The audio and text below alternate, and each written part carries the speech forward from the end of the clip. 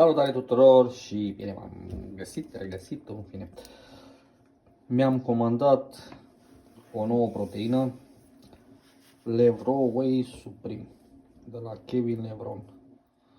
Nu mai e izolat de proteină, e proteină simplă, whey protein concentrat, zice aici, la noi e izolat. 60 de porții, 23 de grame pe proteină, BCA 46.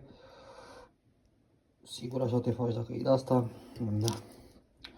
Am desfăcut-o ieri. Doar am mirosit-o, și capa nu știu, e de argint. Este cu aromă de cafea sau cappuccino, ceva de gen. Și se face, eu am pus 300 de ml, dar trebuie să vedem cât se face, pentru că vrei solubile și zice aici în nu știu, cite și revin. Da, deci în 200-250 de ml, pusesem cam 300. Așa, punem aici capacul. Amestec și revin după aia. Hai să revenim cu taste-ul să vedem ce gust are. Bun, și luăm prima gură. Bun, are gust de cappuccino.